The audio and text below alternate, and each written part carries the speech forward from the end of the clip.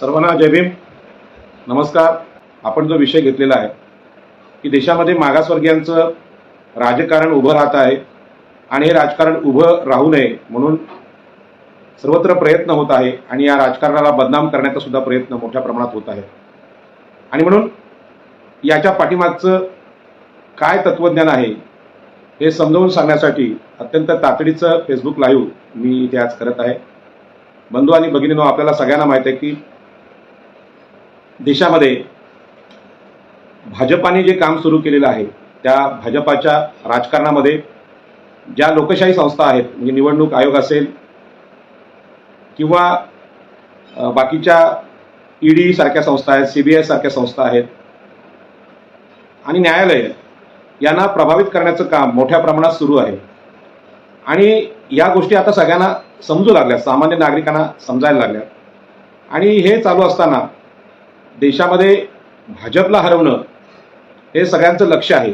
म्हणजे सगळ्याच लोकांचं जवळजवळ त्यामध्ये एकमत झालेलं आहे आणि सर्व नागरिक आणि सर्वसामान्य जनता यांचं टार्गेट आहे की भाजपला हरवल्याशिवाय दुसरा आता मार्ग नाही. आणि भाजप जर ह्या 2024ला निवडून आली तर देशामध्ये हुकुमशाही येऊ शकते असा धोका सांगितला जातो. पण आज जे काय आहे ते हुकुमशाहीपेक्षा वेगळं नाही हे सत्य आहे. कारण आपल्याला माहिती आहे ईडीच्या कारवाया असतील किंवा काँग्रेस पक्षाचे अकाउंट लॉक करणं असेल, त्यांचे पैसे जप्त करणं असेल, त्यांना निवडणुकीच्या तोंडावर दंड बसवणं असेल, किंवा आपल्याला माहिती आहे की दिल्लीचे जे मुख्यमंत्री आहेत अरविंद केजरीवाल यांची अटक आणि त्या अटकेसंदर्भात अमेरिका, जर्मनी, संयुक्त राष्ट्रसंघ यांनी देशाच्या राजकारणावर केलेली टीका, मोदी सरकारची जी वाटचाल आहे ती हुकुमशाहीकडे आहे आणि भारतातली जी सर्वात मोठी लोकशाही आहे ती धोक्यात आल्याच्या चर्चा आता जगात व्हायला लागल्यात. म्हणजे हा केवळ भारतातला विषय राहिलेला नाही. त्यामुळे जागतिक लोकशाहीच्या दृष्टीने भारतातली ही निवडणूक अत्यंत संवेदनशील आणि अत्यंत महत्त्वाची झालेली आहे. आणि या परिस्थितीमध्ये भारतामध्ये सुद्धा सगळे विरोधी पक्ष एकत्र येऊन असा प्रचार करतायत की आपल्याला भाजपला हरवणं हे आपलं सगळ्यांचं लक्ष असलं पाहिजे. निश्चितच ते असलं पाहिजे, यात वादच नाही.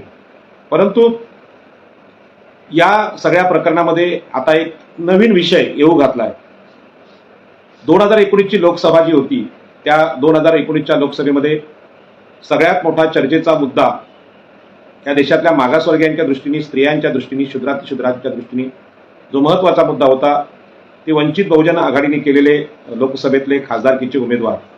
या उमेदवारांमध्ये प्रामुख्याने अतिशय मायक्रो ओबीसी वंचित घटक की ज्यांना कधीच कोणी लोकसभेचं तिकीटच दिलं नसतं, म्हणजे विधानसभेचं पण तिकीट दिलं नसतं, अशा प्रकारच्या उमेदवारांना तिकीट देण्याचं काम वंचित बहुजन आघाडीचे अध्यक्ष आपल्याला माहिती आहे आदरणीय बाळासाहेब आंबेडकर यांनी केलं. आणि तेव्हा सुद्धा अशीच ओरड झाली होती की वंचित बहुजन आघाडीचे हे जे लोकसभा आहे याचा फायदा भाजपला होईल आणि काँग्रेसचे उमेदवार पडतील, अशा प्रकारचा प्रचार त्यावेळी केला होता. आणि त्या निवडणुकीमध्ये वंचित बहुजन आघाडीला बी टीम म्हणून सगळ्यांनी टीकेचं लक्ष केलं होतं.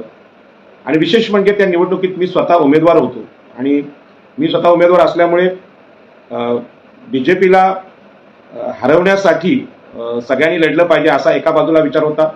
आणि माझ्यासारख्या ओबीसी इथल्या आगरी, कोळी, भंडारी, सागरपुत्र समाजापैकी अत्यंत गरीब आणि लोकसभा ही अशक्यप्राय असणारी निवडणूक ज्यांच्यासाठी होती ते माझ्यासारख्या माणसाला निवडणुकीमध्ये तिकीट मिळाल्यानंतर माझ्या जीवनातला तो पहिला अनुभव होता. आणि अशाच वेळी भाजपची बी टीम म्हणून आमच्यावर टीका झाली. मला प्रश्न पडला की भाजपचा दुरान्वयी आमच्याशी संबंध नाही, कुठल्याच अर्थाने संबंध नाही, आणि अशी टीका का होते? कारण जरी एवढा मोठा पक्ष असला तरी पण उमेदवार जे होते ते वेगवेगळे होते आणि हे सगळेजण काय बीजेपीला जिंकून देण्याच्या संकल्पाने निवडणूक लढत नव्हते, तर त्यांच्या जीवनातली ती निवडणूक अत्यंत महत्त्वाची यासाठी होती.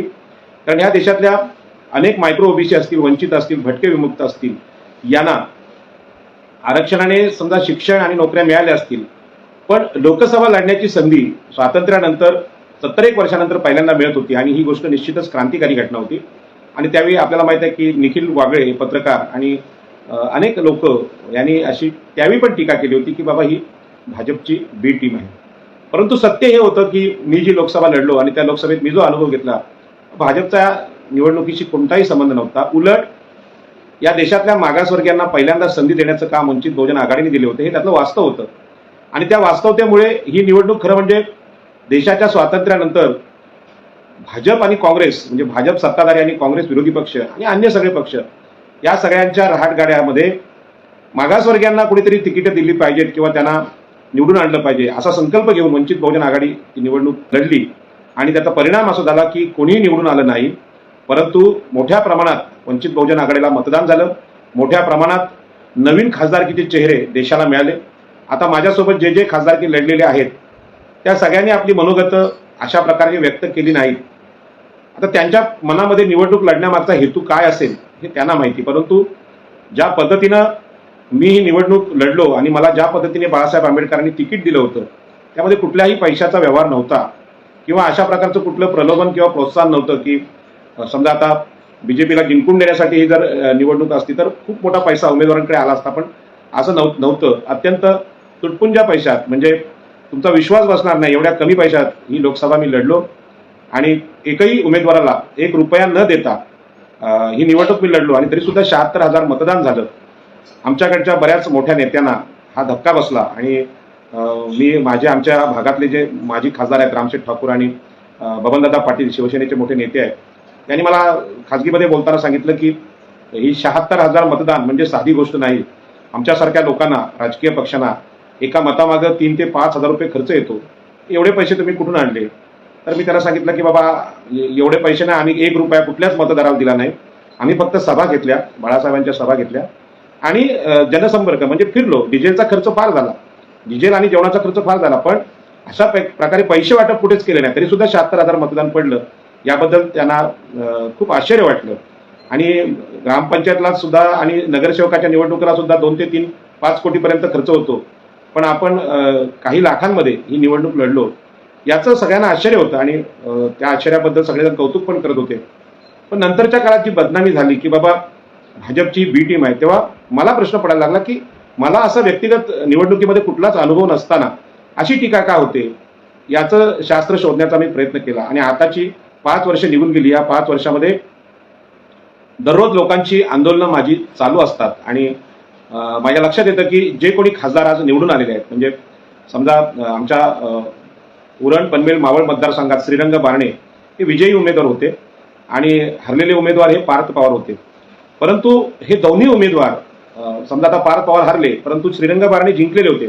त्यांनी या मतदारसंघात ढुंकून पाहिलं नाही आणि त्यांनी कुठलं काम सुद्धा केलेलं नाही. इथले ज्या समस्या आहेत त्यातलं कुठलंच काम केलं नाही आणि 3ऱ्या क्रमांकाची मतं घेऊन आम्ही रोज आंदोलनं या उरण पनवेल मावळ या भागात चालवतो. मी एक मान्य करेन की पिंपरी चिंचवडमध्ये मला जाता नाही आलं, कारण का तिकडे तेवढा प्रवास करणंच अवघड होतं. निवडणुकीच्या काळात मी तो प्रवास केला होता, पण या भागामध्ये अतिशय चांगलं काम या लोकसभेच्या निवडणुकीनंतर मी केलं. कारण त्याचं असं होतं की जरी 76,000 मतदान पडलं होतं तरी सुद्धा मानसिकता ही हरलेल्या खासदाराची नव्हती तर जिंकलेल्या खासदाराची होती आणि म्हणून गेली 5 वर्ष मी सतत काही लोक म्हणतात की वंचित बहुजन आघाडी या पक्षाच्या बॅनरवर तुम्ही दिसला नाही, पण वंचित बहुजन आघाडीचं काम म्हणजे वंचितांचं काम अशा प्रकारची व्याख्या घेऊन मी इथे आंदोलनं केली, लोकांना न्याय देण्याचा प्रयत्न केला. त्यामध्ये नवी मुंबई विमानतळ असेल, समुद्रावर सागरी सेतू जो झाला आहे त्यांच्या पुनर्वसनाचं मच्छीमारांच्या पुनर्वसनाचं काम असेल, इथल्या गावठाणांचं काम असेल.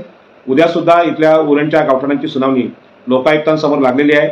अशा अनेक गावठाणांच्या संदर्भात आम्ही याचिका वगैरे दाखल करून हे काम सातत्यपूर्ण चालू ठेवले. पण ही जी 76,000 इथल्या नागरिकांनी केलेलं जे मतदान आहे त्यामुळे मला आलेला आत्मविश्वास मी तसाच घेऊन काम करतोय आणि आता पुन्हा 2024ची निवडणूक लागल्यानंतर आता जे सध्या मीडियामध्ये चर्चा आहे त्यामध्ये असं सतत टीका होते. अगदी देशातच नाही तर आंतरराष्ट्रीय स्तरावर सुद्धा आदरणीय प्रकाशजी आंबेडकर यांच्यावर टीका होतीये की भाजपची ती बी टीम आहे.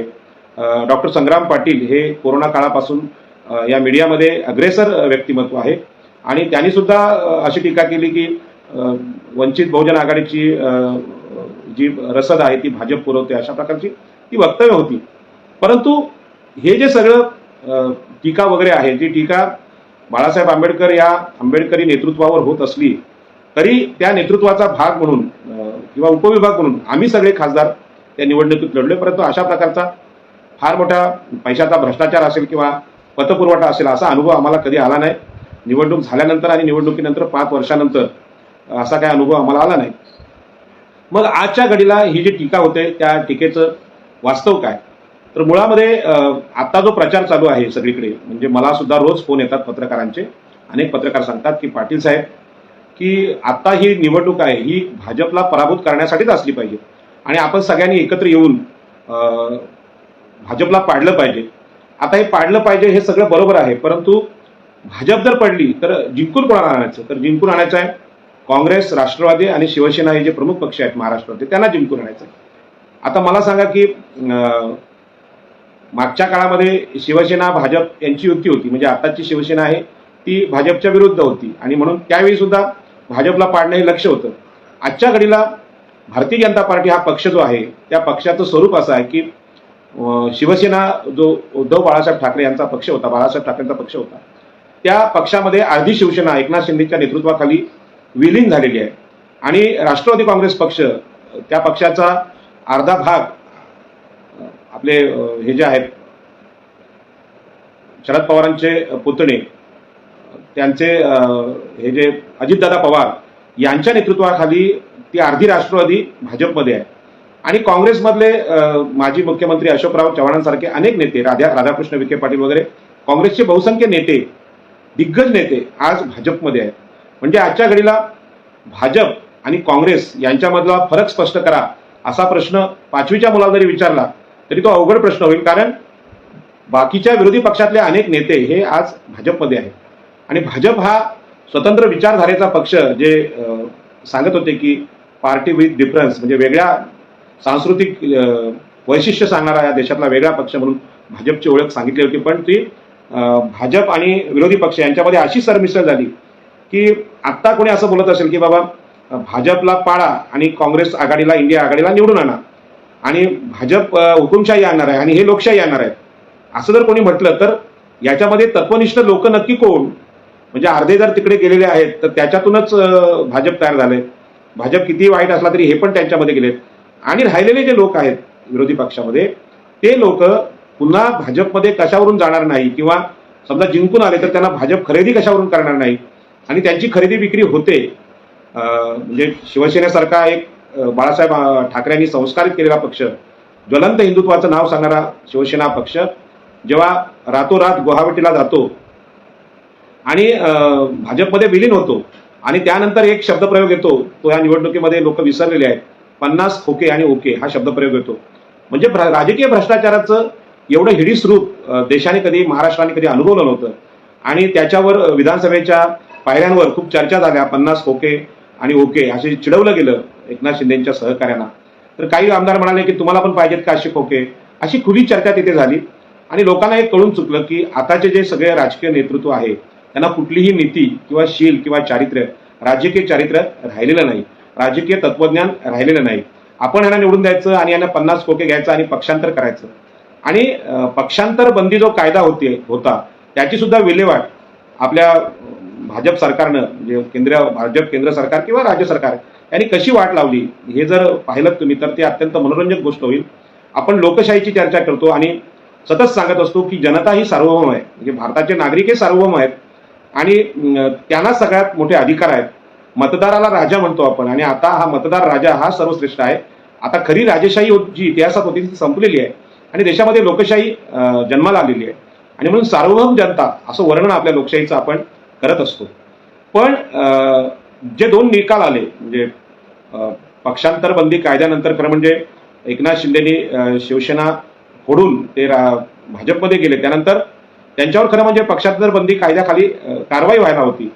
पण जो न्यायालयाचा किंवा निवडणूक आयोगाचा निर्णय आला तो असा होता की शिवसेना पक्ष स्थापन केला बाळासाहेब ठाकरे यांनी आणि हे जगजाहीर आहे आणि परंपरेने तो पक्ष, आपल्याकडे जी घराणेशी आहे त्या परंपरेने अर्थातच नेतृत्व हे उद्धव बाळासाहेब ठाकरे यांच्याकडे आलं आणि जे शिवसैनिक आहेत, शाखा प्रमुख आहेत, विभाग प्रमुख आहेत आणि शिवसेनेचे वोटर्स आहेत, या सगळ्यांनी शिवसेना हा पक्ष महाराष्ट्रात घडवला.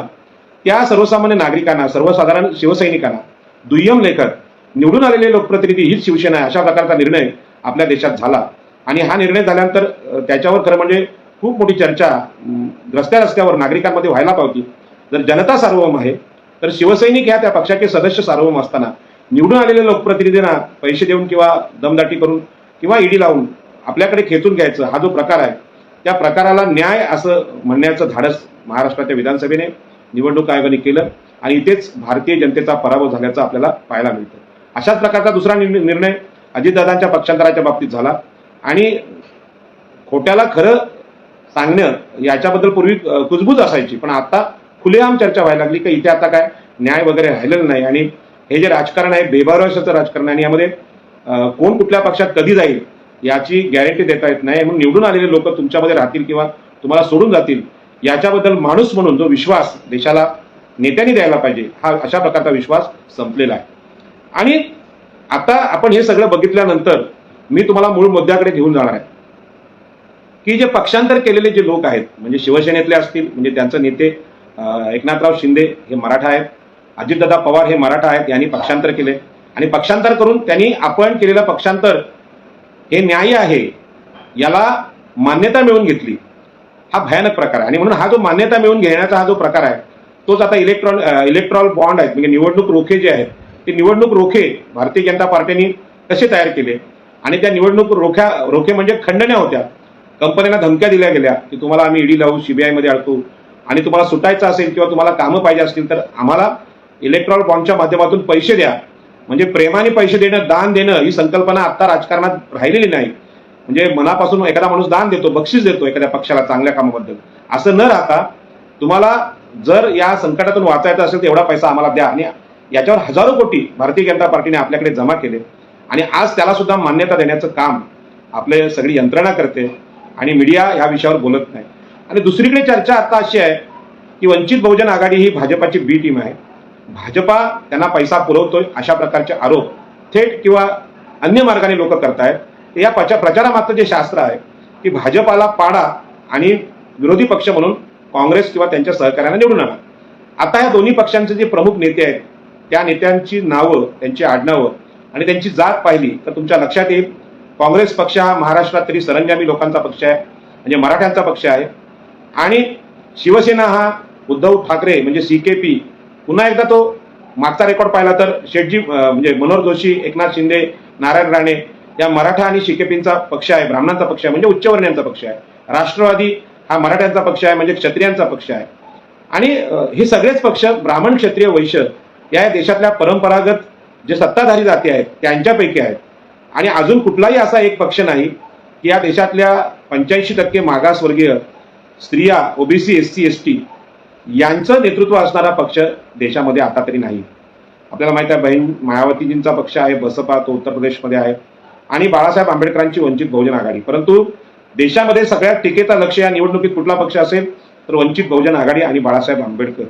आणि या पक्षांनी मागच्या निवडणुकीमध्ये जो अत्यंत चांगला प्रयोग केला त्या प्रयोगातून खासदारकीच्या निवडणुकीमध्ये पराभूत काय होईना एक उमेदवार म्हणून मी इथे बोलतोय. म्हणजे मी त्या 2019च्या निवडणुकीचं प्रोडक्ट आहे आणि मी तुम्हाला अत्यंत सांगतो की अत्यंत प्रामाणिकपणे सांगतो की या निवडणुकीमध्ये जे प्रस्थापित खासदार आणि आमदार आहेत तशा प्रकारचा पैसा माझ्याकडे आता पण आलेला नाही. आताही या निवडणुकीमध्ये फॉर्म भरत असताना मी मागे जसा रिकामा होतो तसाच रिकामा आहे, उलट जास्त रिकामा आहे. कारण कोरोना नंतर प्रचंड मंदी आलेली आहे आणि या मंदीमुळे असले नसलेले पैसे सगळे संपलेले आहेत. पण लढण्याची जिद्द तीच आहे जी 2019ला होती. पण आता मला या प्रश्नाचं उत्तर सगळ्या मतदारांना आणि वाचकांना आणि प्रेक्षकांना हे सांगायचं आहे की भाजपला हरवणं हे आपल्या सगळ्यांचं टार्गेट आहे. कारण भाजप आला तर संविधान बदलणार अशा प्रकारचा प्रचार होते. परंतु शिवसेना पक्ष फूट आहे, शिवसेनेच्या लोकांनी केलेलं पक्षांतर आहे, राष्ट्रवादीच्या लोकांनी केलेलं पक्षांतर आहे. याच्यानंतर जे निर्णय आलेत तो मूळ पक्ष जे संस्थापक होते आणि जे मतदार होते त्या पक्षाचे कार्यकर्ते होते. अनेक कार्यकर्त्यांना तिकीटच मिळत नाही, कधी त्यांना आमदार होता नाही, खासदार होतात नाही, अख्खं आयुष्य ते कार्यकर्ता म्हणून घालवतात आणि आपल्या पक्षाला मोठं करतात. तर त्यांना एवढाच विश्वास असतो की आम्ही उभा केलेला पक्ष आहे आणि भारतीय लोकशाहीने या सर्वसामान्य नागरिकांना जे अनेक वर्ष मतदान करतात ते देशातले 85% मागासवर्गीय नेहमी मतदारच असतात. त्यांना निवडणुकीची तिकीट पण भेटत नाही, ते निवडून येत नाही, ते मंत्री होत नाही, ते मुख्यमंत्री होत नाही, तरी सुद्धा मतदान हे राष्ट्रीय कर्तव्य आहे या भावनेने ते सतत काम करत असतात. संविधान पूर्व काळामध्ये हजारो वर्ष मनुस्मृतीच्या काळात असंच उपेक्षितांचं सत्ताविरहित जीवन ते जगलेले आहे त्या देशातले मागासवर्गीय. आणि स्वातंत्र्यानंतर 70 वर्ष या मागासवर्गीयांनी अशाच प्रकारचं मतदान केलेलं आहे, दान केलेलं आहे. ते पुन्हा त्यांनी त्या दानाचं काही मोल मागितलेलं आहे आणि सत्ताधारी नेहमीच ब्राह्मण, क्षत्रिय, वैश्य हे होत आले. हा आपल्या देशाचा आत्ताचा इतिहास आहे.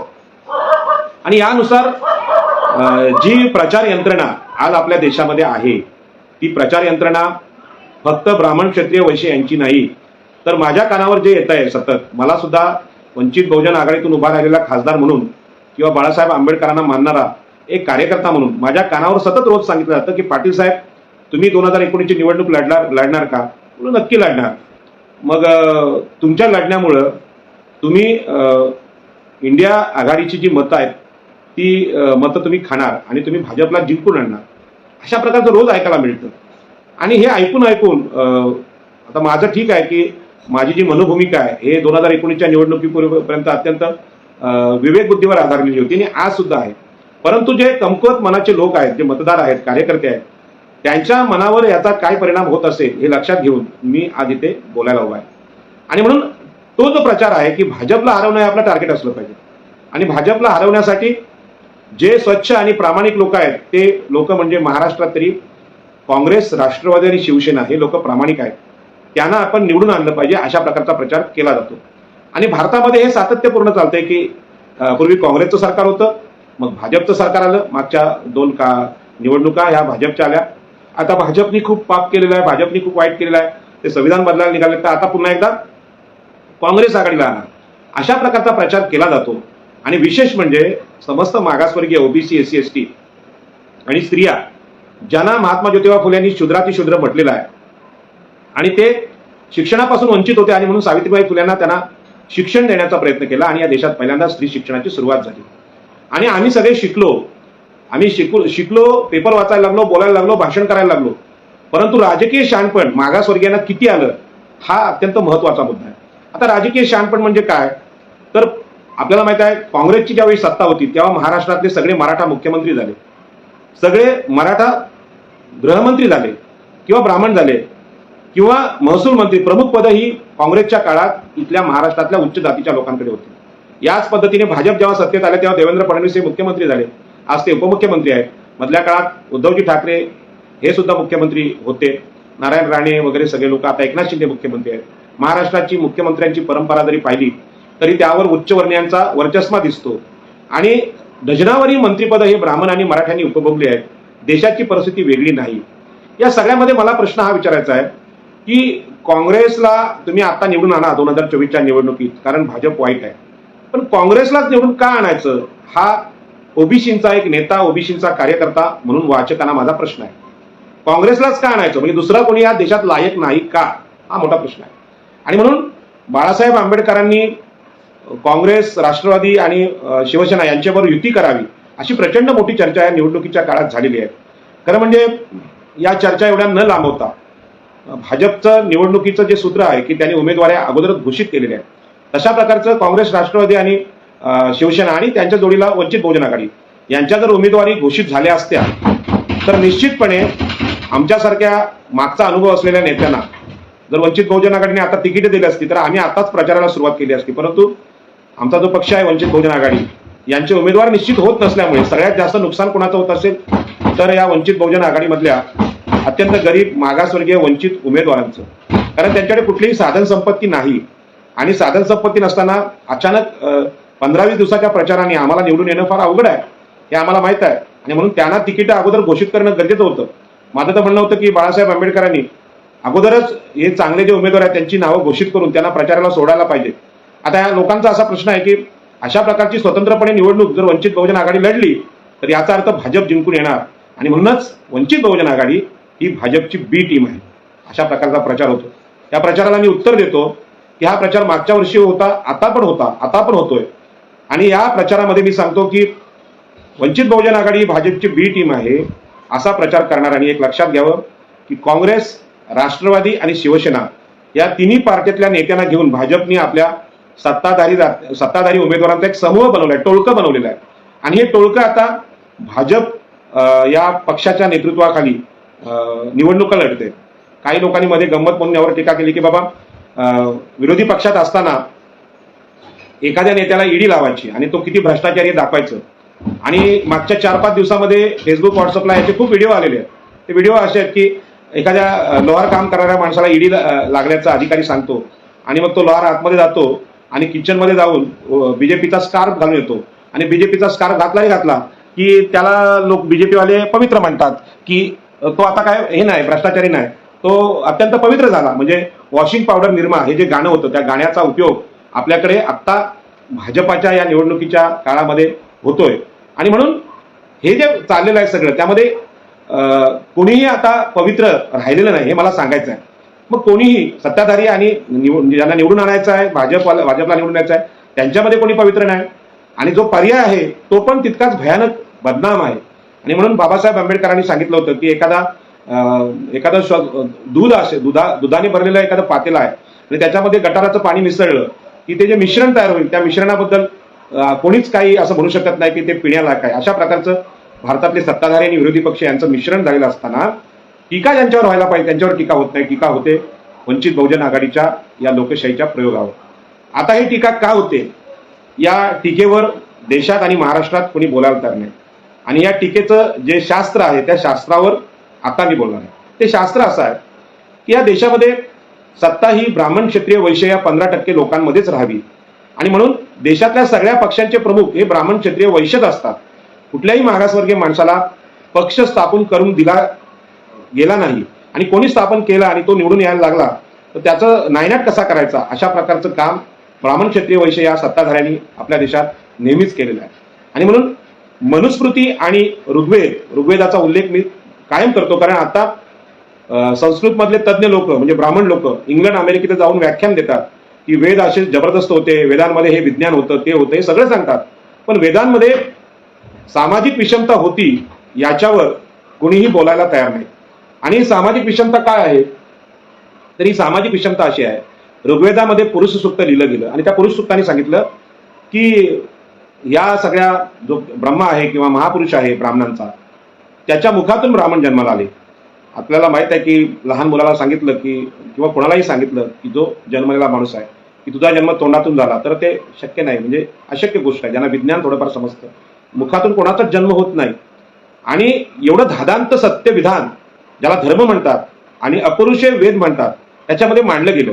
आज हे वेदांमधलं हे जे पुरुष सूक्त आहे जगासमोर मांडलं, अमेरिकेसारख्या जपानसारख्या जर्मनीच्या राष्ट्रांसमोर मांडलं तर वेद हा किती मूर्खपणा आहे हा आपलं लक्षात येतं. कारण कुठल्याच प्राण्याचा जन्म हा मुखातून होत नसतो, तरी सुद्धा ब्राह्मणांचा जन्म हा मुखातून झाला असं सांगितलं गेलं. आणि त्या वेदांबद्दल श्रद्धा निर्माण करण्याचा प्रयत्न झाला. वेद मानतो तो आस्तिक आणि वेद मानत नाही तो नास्तिक अशा प्रकारची व्याख्या या देशात केली गेली. आणि आम्ही वेद मानत नाहीत, भगवान बुद्ध, भगवान महावीर, चारवाक हे वेद मानत नाहीत आणि म्हणून त्यांना देशाबाहेर घालवण्यात आलं. आणि आता तरी कोण बोललं की आम्ही वेद मानत नाही त्याला अहिंदू किंवा हिंदूंचा शत्रू असं सांगून त्याचा नायनाट केला जाईल, कारण हा या आपल्या देशाचा इतिहास आहे. आणि म्हणून या ऋग्वेदामधल्या पुरुष सूक्ताने सांगितलं की ब्राह्मणे मुखातून जन्माला आले आणि या बाहूतून क्षत्रिय जन्माला आले आणि मांड्यातून वैश्य जन्माला आले. म्हणजे आम्ही श्रेष्ठ आहोत याचं उदाहरण देताना भारतातला जो वैदिक धर्म आहे हिंदू धर्म ही उदाहरणच खोटी देतो, असत्याने देतो. आणि अशा प्रकारचा धर्म त्याचं समर्थन मनुस्मृती पण करते. आणि या असत्य आणि खोट्या विधानांमुळे देशातल्या आपल्या लोकांना सत्य विचार करण्याची सवयच लागत नाही तर खोटं बोलण्याची सवय लागते. आणि या असत्यातून आज जे देशाचं राजकारण उभं झालेलं आहे ते इलेक्ट्रॉनिक बॉन्ड हे इलेक्ट्रॉनिक बॉन्ड हे खंडणीचा प्रकार आहे. म्हणजे आपल्याला माहित आहे खंडणीखोर कोण होते, काय होते हे सगळ्यांना माहित आहे. आणि खंडणीखोरांना कशी शिक्षा पोलीस स्टेशनला होते, त्यांना कोणते गुन्हे आहेत हे सगळ्यांना माहित आहे. परंतु भाजपाने केलेल्या या इलेक्ट्रॉनिक बॉन्डची जी खंडणी आहे त्याच्यावर देशात आणि न्यायालयात गुन्हा दाखल होऊ शकत नाही. आणि जे खरोखर निष्पाप आहेत त्यांच्यावर इलेक्शनच्या तोंडावर गुन्हे दाखल होत आहेत, पुरावे नसताना होत आहेत. त्यामध्ये अरविंद केजरीवालचं प्रकरण जे आहे संपूर्ण जगामध्ये आज गाजते. आणि ह्या सगळ्या प्रकारामध्ये एवढा मोठा भ्रष्टाचार झालेला आहे त्याच्यावर जनतेचा आक्रोश दिसत नाही. ईव्हीएम हा निवडणुकीतला सगळ्यात मोठा भ्रष्टाचार आहे. अनेक लोकांनी असं म्हटलेलं आहे की ईव्हीएमच्या भ्रष्टाचारावर भारतीय नागरिक बोलत नाहीत, म्हणजेच यांच्या बुद्धीला कोणीतरी टाळं ठोकलेलं आहे किंवा यांची विवेक बुद्धीच राहिलेली नाही. अशा प्रकारची वक्तव्य आज सोशल मीडियावर यायला लागलेली आहेत. आणि ते खरं आहे की भारतीय माणूस प्रश्नच विचारत नाही आणि तो परंपरांनी सगळं सहन करतो, दुःख सहन करतो. आणि म्हणून या सगळ्या प्रकारामध्ये ऋग्वेद आहे किंवा मनुस्मृती आहे हे शास्त्र असत्यावर आधारित आहेत, खोटं आहे. आणि तरी सुद्धा त्यांचा अभिमान बाळगा, वेदांचा अभिमान बाळगा, मनुस्मृतीचा अभिमान बाळगा, वैदिक धर्माचा, हिंदुत्वाचा अभिमान बाळगा अशा प्रकारची भाषणं केली जातात. आपल्या देशाचे पंतप्रधान अशा प्रकारच्या असत्य गोष्टींचा गौरवाने उल्लेख करतात. आणि ही जी भारतीय राजकारणाला लागलेली कीड आहे या किडीमुळे ब्राह्मण क्षत्रिय वैश्य यांची सत्ता ही न्यायाची नाही विषमतेची आहे. ही गोष्ट सत्य असून सुद्धा याच्यावर चर्चा होते की मागासवर्गीय लोक आता मागच्या लोकसभेपासून निवडणुका लढवायला लागलेली आहेत. आणि त्या लोकांनी हेलिकॉप्टरचा वापर मागच्या काळी केला आणि प्रचंड मोठ्या सभा झाल्या. आता 2024च्या निवडणुकीमध्ये अशाच प्रकारचा भव्य प्रचार वंचित बहुजन आघाडी करू शकते आणि म्हणून ते पैसे कुठून आणतात हा प्रश्न आहे. मागच्या लोकसभेच्या निवडणुकीमध्ये मी सुद्धा त्रिवे मीडियाला मुलाखत दिली होती. त्यावेळी सांगितलं होतं की बाबा आम्हाला बी टीम म्हणता, तर आमच्या लोकांची म्हणजे मी खासदार म्हणून निवडणुकीला उभा होतो तर माझी चप्पल किती रुपयाची ती बघा, टोपी किती रुपयाची बघा, मी हे जॅकेट घेतलंय ते किती रुपयाचं आहे, माझं शर्ट किती रुपये ते बघा, माझी गाडी बघा. हे मी त्यावेळी पण जाहीर बोललो होतो, तरी लोक सुद्धा ऐकायला त्यावेळी तयार नव्हती. आणि आता पुन्हा तीच चर्चा झालेली आहे आणि चर्चा इंग्लंडपर्यंत गेलेली आहे. आता जागतिक स्तरावर जी चर्चा चालू आहे भारतीय लोकशाहीची, ते जग आता म्हणायला लागलं की भारतामध्ये लोकशाहीच राहिलेली नाही. इथल्या ज्या सगळ्या ईडी सीबीआय या संस्था आहेत या फक्त भाजपाच्या विरोधकांनाच नोटीस पाठवत आहेत आणि त्यांना ईडी लागते किंवा त्यांना तुरुंगात टाकलं जाते आणि निवडणुकीच्या काळात ते टाकलं जाते आणि लोकशाही संपलेली आहे अशा प्रकारची चर्चा जगामध्ये सुरू आहे.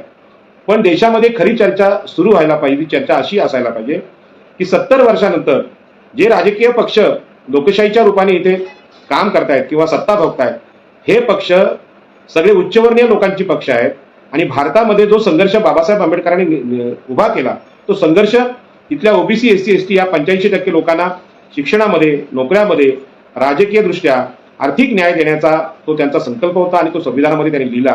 परंतु भारतातल्या विषमतेला उत्तर देत असताना मागासवर्गीयांचं उत्थान झालं पाहिजे ही चर्चा देशात पण घडत नाही आणि जगात पण घडत नाही. आणि म्हणून आज जो प्रचार चालू आहे की वंचित बहुजन आघाडी हे पैसे कुठून आणतात, यांचे स्पॉन्सर्स कोण आहेत, अशा प्रकारची चर्चा सुरू झालेली आहे. तर मी आपल्याला सांगू इच्छितो की आपल्याला माहित आहे की या देशामध्ये पैशावरचा जो प्रभाव आहे, ते जे सावकार आहेत ते पूर्वी पण उच्चवर्णीय होते. अगदी छत्रपती शिवाजी महाराजांच्या काळात सुद्धा हेच लोक होते. शिवाजी महाराजांना स्वराज्य निर्माण करताना कर्ज उचलण्याची वेळ आली होती. कर्ज उचलल्याशिवाय एवढं मोठं स्वराज्य त्यांना उभं करता आलं नाही आणि शिवाजी महाराजांनी कर्ज उभं करून लढाईनंतर दिलेलं आहे आणि एक रयतेचं स्वराज्य आपण निर्माण केलेलं छत्रपती शिवाजी महाराजांच्या रूपाने इथं पाहिलेलं आहे. परंतु या रयतेच्या स्वराज्याला त्या काळातली आदिलशाही निजामशाही किती त्रास देत होती आणि या निजामशाहीने आदिलशाहीमध्ये जे महसूल अधिकारी होते हे पाटील आणि कुलकर्णी म्हणजे मराठा आणि ब्राह्मणच होते आणि हेच छत्रपती शिवाजी महाराजांच्या विरोधात होते आणि रयतेचं राज्य शिवाजी महाराज करत होते. ही रयत म्हणजे कोण, तर भूमिहीन जनता, शेतमजूर जनता. यातूनच वंचित हा शब्द आलेला आहे आणि या वंचितांचं राजकारण काँग्रेस आणि भाजपच्या म्हणजे काँग्रेस आणि इतर सगळे विरोधी पक्ष किंवा भाजप यांच्या काळात या देशामध्ये लोकशाही निवडणुकीमध्ये चर्चा जी झाली नव्हती ती वंचितांची आणि उपेक्षितांची आणि ती चर्चा आता व्हायला लागली. आणि मग मागच्या वेळी ही चर्चा झाल्यानंतर आपले जे सगळे विचारवंत आहेत म्हणजे ते सगळे आपले म्हणजे ज्यांना आपण म्हणतो संविधानवादी विचारवंत म्हणतो ते सुद्धा बोलायला लागले की हा भ्रष्टाचार आहे. वंचित बहुजन आघाडी ही भाजपची बी टीम आहे आणि म्हणून ती वाईट आहे. आता भाजपची बी टीम आहे म्हणून ते वाईट आहेत अशी टीका मागच्या काळात विरोधी पक्षांनी केली होती. पण मधल्या काळात 5 वर्षात हे सिद्ध झालं की जे लोक वंचित बहुजन आघाडीला बी टीम बोलत होते त्यातले अर्धे लोक हे भाजपामध्ये गेले आणि आता बी टीम कोण आहे हे सिद्ध झालेलं. आता ते विषय राहिलेले नाही. आता मुख्य प्रश्न असा येतो की वंचितवर जे थेट आरोप आहेत ते पैशाच्या बाबतीत आहेत की बाबा तुम्ही जर एवढ्या मोठ्या लोकसभा वगैरे लढता तर पैसे कुठून आणता. आता मी वंचित बहुजन आघाडीतले जे मागचे खासदार होते त्यांच्या बाबतीत न बोलता मी माझं स्वतःचं उदाहरण देतो, कारण हा काय पत्रकार म्हणून तटस्थपणे बोलण्याचा विषय नाही तर हा आमच्या सगळ्यांच्या चारित्र्याचा विषय आहे. आणि म्हणून मागच्या निवडणुकीमध्ये मी निवडणूक अर्ज भरलेला आहे. त्या निवडणूक अर्ज गुगलवर तुम्हाला पाहायला मिळेल. त्याच्यामध्ये माझ्या अकाउंटला किती पैसे आहेत, माझ्या नावावर किती संपत्ती आहे ती तशीच आहे. आता सुद्धा मी पुन्हा एकदा तो फॉर्म भरणार आहे आणि मी बाळासाहेब आंबेडकरांना त्यासाठी विनंती करेन की राजाराम पाटील साहेबांनी मागच्या निवडणुकीत जी संपत्ती दाखवली होती त्याच्यामध्ये वाढ झालेली आहे की कमी झालेली आहे जगाला पुन्हा दिसावं म्हणून पुन्हा एकदा मी तो फॉर्म भरणार. तर तुम्हाला लक्षात येईल की अशा प्रकारची संपत्तीची वाढ कोणती झालेली नाही. उलट अनेक वास्तूंचा ऱ्हास झालेला आहे म्हणजे नुकसान झालेलं आहे. जी गाडी होती तिचं आता काम निघालेलं आहे किंवा तिचं व्हॅल्यू कमी झालेलं आहे आणि कोरोनानंतर गरिबी झालेली आहे. हे वास्तव आहे आणि हे वास्तव असताना जर आम्ही लोक भाजपची बी टीम असतो तर भाजप जिंकून आल्यामुळे आम्ही जरी खासदार हरलेलो असतो तरी आम्हाला मोठमोठ्या देणग्या भाजपकडून यायला पावते आणि आम्ही आता श्रीमंत लोक झालो असतो. अशा प्रकारचं ते बी टीमचं, कारण आम्ही जर खरोखर त्यांच्यासाठी काम केलं असतं तर त्याचं बक्षीस आम्हाला मिळायला पाहिजे, परंतु असं बक्षीस कोणतंही आम्हाला मिळालेलं नाही. आज जी टीका होते या टीकेचं शास्त्रीय उत्तर आम्ही समजून घेतलं पाहिजे आणि म्हणून वरवरच्या या निवडणूक चर्चा करण्यापेक्षा आपण पुन्हा एकदा या देशाची जी मानसिकता आहे ती मानसिकता काय आहे तर या देशामध्ये राज्य करण्याचा आणि शस्त्र धरण्याचा अधिकार प्रथम क्षत्रियांना देण्यात आला, मनुस्मृतीने देण्यात आला आणि आता विषय राज्याचा आहे. या निवडणुका आहेत हा धार्मिक विषय नाही तर राजसत्तेचा विषय आहे आणि या देशाची राजसत्ता पुरुषसुक्तांनी आणि मनुस्मृतीने ही क्षत्रियांकडे दिली. म्हणजे लढाईचा पहिला अधिकार, शस्त्र धरण्याचा पहिला अधिकार हा क्षत्रियांना देण्यात आला आणि क्षत्रिय पडले तर तो अधिकार ब्राह्मणांना देण्यात आला आणि ब्राह्मण पडले तर तो अधिकार वैश्यांना देण्यात आला. पण ब्राह्मण क्षत्रिय वैश्य यांना राज्य करण्याचा राजसत्तेचा अधिकार देत असताना देशातल्या 85% लोकांना ओबीसी एससी एसटी आणि स्त्रिया यांना शस्त्र धरण्याचा अधिकार धर्माने नाकारला गेला आणि धर्माने नाकारलेला गेलेला अधिकार हा झिरपत संपूर्ण देशामध्ये पसरला. आणि म्हणून ब्राह्मण क्षत्रिय वैश्य यांची जी सत्ता आहे ती अगोदरपासून आपल्या देशात होती आणि या लोकांच्या या वाटणीमुळे 15% लोकांच्या सत्ता वाटणीमुळे देशावर गुलामगिरी सुद्धा आली आणि म्हणून ब्राह्मण क्षत्रिय वैश्य हे या गुलामगिरीला कारणीभूत आहेत. याचं उदाहरण पुन्हा एकदा मी सांगतो की पुन्हा सांगतो की 100 लोक आपण पकडले, एक देशाची एकूण लोकसंख्या 100 पकडली तर त्यातल्या 50 स्त्रियांना शस्त्राचा अधिकार नाही. आणि आजही आजच्या राजकारणात स्त्रियांच्या राजकारणाची स्त्रियांच्या राजसत्तेची चर्चा कुठलाही मीडिया किंवा कुठलाही बी टीम ए टीम वाला करतच नाही आणि हा भयंकर मोठा अपराध आहे. याच्यावर गुन्हे नोंदवायला पाहिजेत कारण या देशातल्या 50% लोकसंख्येच्या स्त्रियांच्या अधिकाराची चर्चा आपल्या भारतीय राजकारणात होत नाही. ही जागतिक बातमीचा विषय आहे. दुसरा विषय आहे, आता हे 50%मध्ये 100 मधले 50 स्त्रिया बाजूला झाल्या, त्यानंतर हे 15% जे ब्राह्मण क्षत्रिय वैश्य पुरुष आहेत त्याच्यामध्ये सुद्धा म्हातारी माणसं आणि मुलं हे तर लढाईमध्ये लढू शकत नाहीत आणि मग त्यांची जी संख्या जी उरते ती संख्या अत्यंत कमी उरते. म्हणजे 15% ते लोक, 85% हे सगळे मागासवर्गीय लोक, ते 15 लोक जे आहेत त्या 15 लोकांमध्ये 5% क्षत्रिय आणि नंतर ब्राह्मण आणि वैश्य, या 5% लोकांना मारलं की कुठलाही देश जिंकायचा. आणि हे क्षत्रिय लोक सांगायचे की शस्त्र धरण्याचा अधिकार आम्हालाच आहे, तुम्हाला नाही. म्हणजे बाजूला एखादा शूद्र शेतकरी भाताची लावणी करत असेल, तो आगरी असेल, कोळी असेल, भंडारी असेल, त्याला सांगायचे तुझ्या अंगात किती ताकद असली तरी तू लढायचं नाही, कारण धर्म सांगतो की क्षत्रियांचा अधिकार आहे. आणि हे क्षत्रिय पडले तर ब्राह्मण शस्त्र हातात घ्यायचा प्रयत्न करायचे किंवा वैश्य. पण हे या 15 लोकांना मारून बाहेरच्या लोकांनी, म्हणजे ते मोगल असतील, इंग्रज असतील, पोर्तुगीज असतील, यांनी या देशाला गुलाम केलं. आणि हेच आज इंग्रजांचं, परकीयांचं इथलं राज्य केल्यानंतर, मोगलांचं राज्य केल्यानंतर आम्ही आता हे हिंदू राष्ट्र करणार आणि हिंदू राष्ट्रामध्ये हे 15% लोक सत्ताधारी होणार, अशा प्रकारची देशाची मांडणी आहे आणि या मांडणीने देशाचा पराभव केला. आणि वर्तमान काळात जी या देशाची राजकीय सत्तेची मांडणी आहे, आपल्याला माहिती आहे महाराष्ट्रामध्ये मागासवर्गीयांची सत्ता यावी, ओबीसी एससी एसटी यांची सत्ता यावी, वंचितांची म्हणजे उपेक्षितांची, भटक्या विमुक्तांची सत्ता यावी, असं जेव्हा आम्ही म्हणतो तेव्हा या महाराष्ट्रावर कुठल्या परक्या लोकांची सत्ता आहे का? तर नाही, महाराष्ट्रावर मराठ्यांची सत्ता आहे. आणि मराठा हे विषमतावादी आहे, ब्राह्मण हे विषमतावादी आहे आणि यांनीच महाराष्ट्रातल्या मागासवर्गीयांना रोखून धरलेलं आहे. ह्या काय पाकिस्तानला हरवण्याचा प्रश्न नाही की बांगलादेशला नाही की चायनाला नाही, आपल्या हिंदू धर्मात जातीनुसार श्रेष्ठ असलेल्या लोकांनी ही सत्ता अडवली. आणि आता हे लोक असं तत्वज्ञान सांगतात, भाजपा वाईट आहे, भाजपला पाडण्यासाठी तुम्ही सगळेजण आम्हाला मतदान म्हणजे आम्हाला साथ द्या, मग ते पडले की आमची सत्ता येईल. पण असं कोणी म्हणत नाही की भाजपाने जो पैसा जमा केलेला आहे तो इलेक्ट्रॉल बॉन्ड आहे, हा मोठा भ्रष्टाचार आहे, जगातला सगळ्यात मोठा भ्रष्टाचार आहे. त्याच्यावर आपण गुन्हे दाखल करूया किंवा त्याच्यावर जन आंदोलन करूया. भाजपा हा ईव्हीएम मधून जिंकून येतोय त्याच्याविषयी आपण सगळ्यांना आंदोलन करूया, असं कोणी बोलाल तर नाही. आणि सगळ्या जनतेला त्यामध्ये जसं स्वातंत्र्याचं आंदोलन झालं तसं कोणी करूया असं कोणी बोलत, कारण त्यांना माहित आहे भाजप पाडल्यानंतर पुन्हा एकदा काँग्रेसचे सरंजामी मराठे, शिवसेनेमधला उच्चवर्णीय सीकेपी मराठा समूह आणि राष्ट्रवादीचे मराठे हेच निवडून येणार आहे. सत्ता तीच आहे, घराणी तीच आहे, महाराष्ट्राची सत्ता बदलणार नाही. त्यामध्ये फक्त बदल होणार, सासरा हरला तर जावई येणार, जावई हरला तर मेवणा येणार, हीच महाराष्ट्राची सत्तेची स्थिती आहे. आणि ब्राह्मण क्षत्रिय वैश्य एकमेकांचे वेगवेगळे नातेवाईक आहेत आणि ब्राह्मण क्षत्रिय वैश्य यांनी या देशाला हजारो वर्षापासून आपल्या ताब्यात ठेवलंय. एक तर क्षत्रिय राजा असेल किंवा ब्राह्मण प्रधान असेल किंवा ब्राह्मण मुख्यमंत्री असेल तर गृहमंत्री मराठा असेल, अशा प्रकारची आलटून पालटूची सत्ता आता आपण पाहतोय. आज मुख्यमंत्री एकनाथ शिंदे आहे, उपमुख्यमंत्री देवेंद्र फडणवीस आहे ज्यांच्याकडे गृह खाता आहे आणि दुसरे उपमुख्यमंत्री अजित पवार आहे. आणि अशा प्रकारची सत्ता तर ते निर्लज्जपणे हसत असतात. म्हणजे गुवाहाटीवरून लोक ज्यावेळी आले परत त्यावेळी त्यांची जी चर्चा आहे विधानसभेतली, एकनाथ शिंदे असतील, अजितदादा असतील किंवा फडणवीस, हे अत्यंत हसत चर्चा करत होती. मला वाटलं होतं की बाबा एवढं मोठं पाप करून आले तर त्यांचं स्वागत मुंबईत कसं होईल, शिवसैनिक चिडून जातील, पण अशा प्रकारचं कोणीच चिडलं नाही. म्हणजे याच्यामध्ये परस्पर सामंजस्य किंवा मैत्रीपूर्ण लढत ही नेहमीच होत असते आपल्या देशात ब्राह्मण क्षत्रिय वैश्य यांची, आणि ती आपण बघितली. आता याच्यामध्ये धोका कुठे निर्माण झाला तर धोका वंचित बहुजन आघाडीने ज्यावेळी निवडणूक लढली त्यावेळी धोका तयार झाला. आणि आपल्याला सगळ्यांना माहित आहे आमच्यापैकी कोणी निवडून आलं नाही आणि म्हणून सगळ्यांनी टिंगल केली. पण निवडून आलं नाही म्हणून तो पराभव नाही. आमच्या पराभवामध्ये उद्याच्या विजयाची बीज पेरलेली आहेत, म्हणजे 2024च्या निवडणुकीची.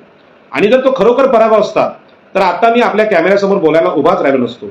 आणि ही निवडणूक लढण्यासाठी मी सतत मीडियामध्ये सांगत होतो की मावळची लोकसभा मी पुन्हा लढणार पुन्हा लढणार पुन्हा लढणार, हे जे सांगतोय त्याचा अर्थ आहे की पराभव त्यालाच म्हणतात की माणूस हा मनाने पराभूत होतो, आणि मनाने मी पराभूत झालो नव्हतो. उलट मागच्या लोकसभेनंतर जोमाने पुन्हा लढायचं असा प्रयत्न आम्ही चालवला होता. पण या प्रयत्नामध्ये जे वास्तव आहे त्याचं भान मी या देशाला आणून देतो की ही निवडणूक लढण्यासाठी प्रचंड मोठा पैसा हा भाजपने तयार केलेला आहे. आणि जरी काँग्रेसवाल्यांना किंवा शिवसेनावाल्यांना किंवा राष्ट्रवादीवाल्यांना ईड्या फिड्या लागल्या असल्या तरी परंपरेने त्यांना पैसा लपून कसा ठेवायचा याची शास्त्र सगळी माहिती आहे. आणि मोठ्या प्रमाणात जमिनी आधी त्यांच्याकडे आहेत, सत्ता संपत्ती त्यांच्याकडे आहे. तेवढी संपत्ती ओबीसी एससी एसटीकडे नाही, आणि म्हणून ते अत्यंत बिंदास आहेत.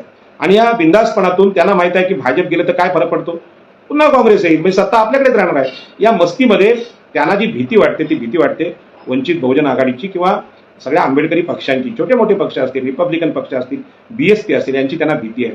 पण वास्तव मित्रांनो, बंधवांनो, अत्यंत भयानक आहे की लोकसभेची निवडणूक मला मावळ मतदारसंघ लढवायचा असेल तर आमचं उरण, पनवेल, कर्जत, खालापूर हे तालुके आणि त्यानंतर पिंपरी चिंचवड एका दिवसात प्रवास करायचा म्हटलं तरी ते अत्यंत अवघड गोष्ट आहे, अशक्य गोष्ट आहे, पैशाने पण अवघड गोष्ट आहे, आणि एवढा पैसा आपल्याकडे नाही. आणि म्हणून शूद्रांचा अतिशूद्रांचा विजय या देशामध्ये होऊ शकत नाही. याचं कारण आहे की आमच्याकडे साधन संपत्ती नाही, आणि साधन संपत्ती नसल्यामुळे आर्थिक जी लोकशाही असते, सामाजिक लोकशाही असते, धार्मिक लोकशाही असते, त्यातले कुठलेच अधिकार मागासवर्गीयांकडे नसल्यामुळे ते जिंकून येणार नाहीत. परंतु यामध्ये सगळ्यात मोठा वाटा आहे तो भारतीय मतदारांचा. आणि म्हणून मागच्या निवडणुकीमध्ये 1 रुपया न देता मला 76,000 लोकांचं मतदान होतं. तेव्हा मी नौखा होतो, एक महिन्याभराची ओळख होती. असं असताना सुद्धा बाळासाहेब आंबेडकरांनी गाजवलेल्या सभांमुळे प्रामाणिकपणे लोकांनी मतदान केलं आणि मला ते 76,000 मतदान झालं. ही जी गोष्ट आहे या भारतातल्या प्रामाणिक लोकांची आशादायक गोष्ट आहे. आणि आज भाजपने केलेला भ्रष्टाचार, काँग्रेसने मागच्या काळात केलेला भ्रष्टाचार आणि ब्राह्मण, क्षत्रिय, वैश्य या प्रमुख जातींनी भाजप, काँग्रेस, शिवसेना यामध्ये राहून केलेले अत्याचार यांना लोक एवढी कंटाळलेली आहेत की निश्चितपणे पैसे जरी नसले तरी या निवडणुकीमध्ये परिवर्तन होणार आहे. पण हे परिवर्तन उद्धव ठाकरे सांगतात किंवा शरद पवार सांगतात किंवा राहुल गांधी सांगतात तशा प्रकारचं परिवर्तन मला नको आहे. तर मला या देशामध्ये असं परिवर्तन पाहिजे की ओबीसी, एससी, एसटी आणि स्त्रिया यांचे उमेदवार निवडून आले पाहिजे आणि भारतामध्ये मागासवर्गीयांचा तिसरा पर्याय आपल्याला भेटला पाहिजे. आणि याची सुरुवात झालेली आहे. वंचित बहुजन आघाडीने पैसे कुठून आणले, त्याला पैसे कोण पुरवतं याच्या चर्चा सुरू झालेल्या आहेत. त्यांना आता बदनाम करण्याचं काम सुरू झालेलं आहे की यांना भाजप मदत करते. अरे भाजप मदत करते तर भाजप कुठं स्वच्छ आहे? भाजपने तर सगळा पैसा इलेक्ट्रॉल बॉन्ड मधून चोरूनच आणलेला आहे. पण तुम्हाला संपवायचा असेल तर भाजपवर टीका करा. तुम्हाला वंचित बहुजन आघाडीवर खोटी टीका करून काय मिळणार आहे? कारण वंचित बहुजन आघाडीची दुसरी जी आकडेवारी आहे ती आकडेवारी तुम्ही बघणं गरजेचं आहे. कारण अतिशय छोटे छोटे कष्टकरी लोक दान करत असतात. मला आठवतं देहूची सभा, देहूला माझी प्रचार सभा होती आणि या प्रचार सभेमध्ये बाळासाहेब आंबेडकरांचं भाषण होतं, आमचे सगळे नेते होते. आणि या सभेमध्ये मी इकडचा म्हणजे कोकणातला उमेदवार, घाटावरच्या लोकांसाठी नवीन होतो, मच्छीमार समुद्रावरचा माणूस होतो. तरी सुद्धा त्या सभेमध्ये लोकांनी जे निवडणूक निधी म्हणून दान दिलेलं आहे ते अंदाजे 17 लाखापर्यंत होतं. आणि त्या सभेमध्ये साधारणपणे निवडणूक आयोगाला दिलेला जो खर्च आहे तो 5-5.5 लाख रुपये मंडप बिंडप सगळा असा खर्च होता. आणि त्या खर्चाच्या जवळ तिप्पट गरिबांनी दान दिलं होतं. आणि जे गरीब लोक आहेत ते दिवसभर शेतात कष्ट करणारे, काळे म्हणजे घामाने काळे कुळकुळीत झालेले, अत्यंत कष्टकरी, सुरकुत्या पडलेले स्त्री आणि पुरुषांनी हे पैसे दिले होते. ही जी गोष्ट आहे वंचित बहुजन आघाडीतल्या लढलेल्या लोकांनाच माहिती आहे, बाहेरच्या लोकांना माहित नाही की यांचा पैसा येतो कुठून. आणि म्हणून आज भाजपचा पैसा येतो कुठून हे पाहिलं तर तुम्ही अदानी, अंबानी, मोठमोठे उद्योगपती आणि ज्या फ्रॉड कंपन्या आहेत, परदेशातल्या ज्या बोगस कंपन्या आहेत त्यांच्याकडून हे निवडणूक रोखे आलेले आहेत. आणि हा सगळं जर बघितलं तर खरं म्हणजे भाजपला 1 रुपयाचं मतदान करायची गरजच नाही कोणी, अशा प्रकारची राजकीय स्थिती आहे. पण चर्चा भाजपच्या भ्रष्टाचाराची होत नाही किंवा काँग्रेसच्या अपयशाची होत नाही, शिवसेनेच्या बी टीम फुटल्या त्याची चर्चा होत नाही. चर्चा होते वंचित बहुजन आघाडी स्वतंत्र निवडणुका का लढवते. तर या प्रश्नाचं उत्तर आहे वंचित बहुजन आघाडीमध्ये राजाराम पाटलांसारखे जे उमेदवार आहेत त्यांच्या कुटुंबाने, त्यांच्या खानदानाने कधी सरपंच पद पाहिलं नव्हतं, कधी जिल्हा परिषद सदस्यत्व पाहिलं नव्हतं, कधी विधानसभेचं चित्र पाहिलं नव्हतं, कधी त्यांनी लोकसभा पाहिली नव्हती. अशा लोकांना बाळासाहेब आंबेडकरांनी तिकीट दिली होती आणि असे लोक निवडून आणण्याचा त्यांचा प्रयत्न आहे. आणि हा जो प्रयत्न आहे हा प्रयत्न या देशामध्ये या देशाच्या लोकशाहीमध्ये आणि जगाच्या लोकशाहीमध्ये सगळ्यात मोठी लोकशाही ही भारताची लोकशाही आहे. आणि या लोकशाहीने इथल्या मागासवर्गीयांना कधीच सत्ता दिली नव्हती. हा देश इथल्या लोकांना म्हणजे 14 तळ्याचं पाणी जे आहे मांजरी, कुत्री, गुरं, ढोरं पीत होती, पण माणसांना पाणी देऊ देत नाही, अशा प्रकारची या देशातली सत्ता स्वातंत्र्यपूर्व काळात ब्राह्मण, क्षत्रिय, वैश्य यांची होती. आणि बाबासाहेब आंबेडकरांनी हे आंदोलन का केलं याच्या पाठीमागचं मानसशास्त्र आहे की हा देश ब्राह्मण क्षत्रिय वैश्य यांच्या सत्तेचा देश आहे आणि ही सत्ता इथल्या माणसांना पाणी सुद्धा पिऊन देत नसेल तर आज जे मागासवर्गीय लोक वंचित बहुजन आघाडीच्या माध्यमातून निवडणूक लढण्यासाठी पुढे येत असतील तर त्यांना पैसा काय पाणी सुद्धा कोण देणार नाही ही वास्तव परिस्थिती आहे. म्हणून अशा विपरीत परिस्थितीमध्ये आम्ही निवडणुका लढायच्या कशा. मराठा क्रांती मोर्चाची आंदोलनं झाली आणि या आंदोलनाने सिद्ध केलं की मराठा हे कुठल्याच अर्थाने मागासलेले नाहीत आणि तरी सुद्धा सगळे राजकीय पक्ष महाराष्ट्राच्या विधानसभेत 2019ला सुद्धा आणि 2023ला सुद्धा सगळ्यांनी निर्णय घेतला की मराठ्यांना आम्ही आरक्षण देऊ, कारण त्यांचे आमदार 150 ते 200 महाराष्ट्राच्या विधानसभेत आहेत. तेवढेच मंत्री त्यांचे आहेत, मुख्यमंत्री हे मराठा समाजाचे आहेत आणि मुख्यमंत्री स्वतः म्हणजे सगळ्या महाराष्ट्राचे असताना वाशीला येऊन त्या जरांगे पाटलांना सांगतात की एक मराठा लाख मराठा, एक मराठा लाख मराठा, मग ओबीसी एससी एसटी गेले कुठे. म्हणजे इथले मुख्यमंत्री सुद्धा विषमतावादी आज आहेत हे एकनाथ शिंदेने सिद्ध केलं आणि मराठ्यांना आरक्षण देण्याच्या गडबडीत इथल्या मागासवर्गीय आरक्षणाची वाट लागलेली आहे. मागासवर्गीय लोकांमध्ये भटके विमुक्त आमचे पद्मश्री लक्ष्मण मानेंसारखे जे नेते आहेत ते किती मोठा आक्रोश करतायत, महिला किती आक्रोश करतायत. यांच्या आरक्षणाची कोणाला काळजी नाही, आदिवासींच्या आरक्षणाची कोणाला काळजी नाही आणि मराठ्यांना आरक्षण देण्याची अहमहिका महाराष्ट्रात चालू होती. आणि यातून मागासवर्गीयांना कळायला लागलं की हा देश ब्राह्मण क्षेत्र वैश्य या उच्च जातींचा आहे, मनुस्मृतीच्या समर्थकांचा आहे आणि बाबासाहेब आंबेडकरांनी जे संविधान लिहिले त्या संविधानाची वाट फक्त भाजप लावत नाही तर तेवढेच शिवसेना लावते, तेवढंच काँग्रेस लावते, तेवढंच राष्ट्रवादी लावते. त्याच्यामुळे भाजपला पर्याय इंडिया आघाडी होऊच शकत नाही, सत्य आहे. परंतु याच्यावर कोण बोलत नाही तर बदनाम करण्याचा प्रयत्न वंचित बहुजन आघाडीला होतोय. याच्या पाठीमागचं मानसशास्त्र सुद्धा तेच आहे. कारण मनुस्मृती आणि पुरुष सांगतात की शूद्र हे हलके आहेत, त्यांच्यापेक्षा हलके अतिशूद्र आहेत. या शूद्र आणि अतिशूद्रांना संपत्तीचा अधिकार नाही, त्यांनी संपत्ती जमा केली तर ती जप्त करा असे आदेश मनुस्मृती ब्राह्मण क्षत्रिय वैश्य या उच्च जातींना देते आणि अधिकार देते. या ब्राह्मण क्षत्रिय वैश्यांनी हे देशामध्ये सिद्ध केलेलं आहे की सार्वजनिक पाणवठ्यावर पाणी पिण्याचा अधिकार सुद्धा मागासवर्गीयांना नाही आणि म्हणून घोड्यावरून वरात काढली तर त्याला ठार करणारी इथली सामाजिक व्यवस्था आहे. या सामाजिक व्यवस्थेला आता भारताच्या लोकशाहीमध्ये मागासवर्गीय उमेदवार घोड्यावर बसून सत्तेकडे वाटचाल करतात हे खपत नाही आणि म्हणून घोड्याच्या नाला कुठून आणल्या, घोड्याच्या लगामी कुठून आणला आणि घोड्याला चारा कोणी दिला याच्यावर चर्चा होतात आणि ही आधुनिक मनुस्मृती आहे. आणि म्हणून जे कोणी लोक टीका करतात त्याला माझी विनंती आहे की मला आता माहित आहे की महाराष्ट्रामध्ये ओबीसीचे जवळजवळ 6 ते 7 गट आहेत. हे प्रकाश अण्णा शिंदे एका बाजूनी ओबीसीना लढवतायत, राजकारणाकडे नेत आहेत. एका ठिकाणी माझे सहकारी अण्णाराव पाटील हे अशा प्रकारच्या निवडणुकीची तयारी करतायत. माझे दुसरे सहकारी आदरणीय श्रावण देवरे हे सुद्धा ओबीसीच्या उमेदवारी घोषित करतायत, ओबीसीना निवडणुकीला उभे राहण्यासाठी प्रवृत्त करतायत. कुणबी समाज जो आमच्या कोकणातला आहे, कोकणातल्या जवळजवळ सर्व जागा लढवायचा प्रयत्न करतोय. पण मी जेव्हा चर्चा करतो त्यांच्याशी की साहेब या निवडणुका आपल्याला खासदारकीच्या लढायच्या आहेत, हे काय आमदारकी किंवा ग्रामपंचायत नाही, 6 विधानसभा मतदारसंघ आहेत आणि त्या मतदारसंघात आपल्याला सगळ्यांना घेऊन जायचं आहे कार्यकर्त्यांना, तर तुमच्याकडे पैसे किती जमा झाले. तर त्यांच्याकडे अत्यंत भयानक परिस्थिती आहे की पाटील साहेब अशा प्रकारचे निवडणुका आम्हाला लढवायच्या आहेत, खरोखर आमच्याकडे फायनान्स नाही. आणि हीच परिस्थिती बाळासाहेब आंबेडकरांनी 2019ला अनुभवली. त्यांच्याकडे तरी पैसे कुठून येणार, ते काय जमीनदार आहेत की सरंजामदार आहेत की पैसेवाले लोक आहेत किंवा राजे आहेत, जसे उदयनराजे आणि संभाजीराजे आहेत, असे काय राजघराण्यातले हे आहेत बाळासाहेब आंबेडकर आहेत. आणि बाबासाहेब आंबेडकरांनी तर आपली सगळी संपत्ती समाजाला देऊन टाकली. त्यांनी स्वतःच्या कुटुंबियांना संपत्ती ठेवायची नाही अशा प्रकारचा जाहीर निर्णय घेतला आणि सगळं जे काय प्रॉपर्टी होती बाबासाहेबांनी जमा केली होती ती समाजाला दिलेली आहे. मग अशा परिस्थितीमध्ये बाळासाहेब आंबेडकरांकडे प्रॉपर्टी कुठली. आणि म्हणून या प्रश्नामध्ये जी अवस्था बाळासाहेब आंबेडकरांची होती आणि ही परिस्थिती असताना ते त्यांनी असा कहर केला की राजाराम पाटील तुम्ही लोकसभा लढा. मला आश्चर्य वाटलं की बाबा बाळासाहेब मी लोकसभा लढतो, हा लढा घाबरू नका, बिंदास लढा. मला वाटलं की ह्यांच्याकडे प्रचंड पैसा असणार म्हणून ते काय असं बोलत असतील. नंतर माझ्या लक्षात आलं असं काही नाही. तर त्यांचा तो प्रयोग होता की मागासवर्गीय माणसामध्ये लढण्याची हिंमत यावी आणि या देशाला उपेक्षित वंचित आणि मायक्रो ओबीसी हे नेतृत्व करू शकतात हे सिद्ध करण्याची गोष्ट त्यांना करायची होती. आणि खरी गोष्ट होती की जिथे आज अर्धी शिवसेना फुटली, त्यांनी सत्तेची नगरविकास खातं मंत्रिपद अनुभवली होती, सगळी सत्ता प्रचंड संपत्ती 1200 कोटी ज्यांच्याकडे प्रॉपर्टी आहे, असे एकनाथराव शिंदे एवढा पैसा असताना सत्ता असताना फुटले. आणि अजितदादा फुटले, 70,000 कोटी खाऊन सुद्धा फुटले. काँग्रेसचे अशोकराव चव्हाण 2 पिढ्यांची सत्ता खाऊन फुटले. पण आम्ही वंचित बहुजन आघाडीतले लढलेले लोक 0 पैसे शिल्लक असताना अशा प्रकारचा कुठलं भाजपमध्ये पक्षांतर किंवा असे काय म्हणतात त्याला गद्दारी कधी कोणी केली नाही. काही लोक परिस्थितीमुळे गेले असतील कुठे, काय आमिष दाखवा असे गेले असतील, पण आज त्यांची जी मनातली जी ईर्ष्या आहे मागासवर्गीयांची ओबीसीची सगळ्या धनगर समाजातले अनेक लोक यात उभे होते, ते सुद्धा आता विचार करायला लागले की बाबा भाजपला हरवण्यासाठी इंडिया आघाडीला मदत करायची, हे काय खरं राजकारण नाही. खरं राजकारण आहे जे एकलव्याचं आहे.